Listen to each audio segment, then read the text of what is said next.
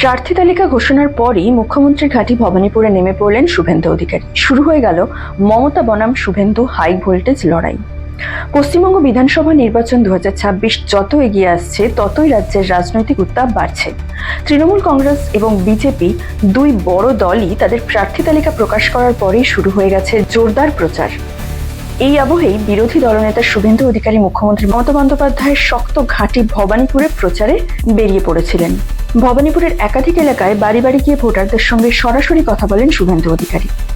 চক্রবেড়িয়া এলাকায় বিজেপির নির্বাচনী কার্যালয় উদ্বোধন করার পাশাপাশি কর্মীদের নিয়ে মিছিলও করেন তিনি। এই প্রচারে বিজেপি কর্মীদের ব্যাপক উপস্থিতি লক্ষ্য করা যায়, যা শুরু থেকেই এই কেন্দ্রের লড়াইকে আরও উত্তপ্ত করে তুলেছে। প্রচারের সময় শুভেন্দু অধিকারী অভিযোগ করেন বিজেপি কর্মীদের ওপর হামলার ঘটনা ঘটেছে এবং বিশেষ থানায় অভিযোগও দায়ের করা হয়েছে। তিনি দাবি করেন সাধারণ মানুষ পরিবর্তন চান এবং এই নির্বাচনে বড় ব্যবধানে জয়ের ব্যাপারে তিনি আত্মবিশ্বাসী। অন্যদিকে তৃণমূল কংগ্রেসও এই কেন্দ্রকে অত্যন্ত গুরুত্বপূর্ণ হিসেবে দেখছে। দলের পক্ষ থেকে বুথ স্তরে সংগঠন শক্তিশালী করা, দেয়াল লিখন এবং বাড়ি বাড়ি জনসংযোগ ইতিমধ্যেই শুরু হয়েছে। কারণ ভবানীপুর শুধু একটি কেন্দ্র নয়, এটি মুখ্যমন্ত্রী মমতা বন্দ্যোপাধ্যায়ের রাজনৈতিক পরিচয়ের অন্যতম প্রতীক। রাজনৈতিক বিশ্লেষকদের মতে এই লড়াই শুধু একটি আসনের জন্য নয়, এটি দুই বড় নেতার সরাসরি মুখোমুখি সংঘর্ষ।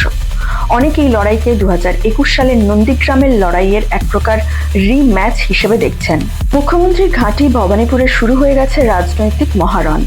এবার দেখার এই হাই ভোল্টেজ লড়াইয়ে শেষ হাসি হাসবে কি, মমতা না শুভেন্দু? প্রতিবেদনটি ভালো লেগে থাকলে সাবস্ক্রাইব করুন রেড পোস্ট নিউজ। ধন্যবাদ।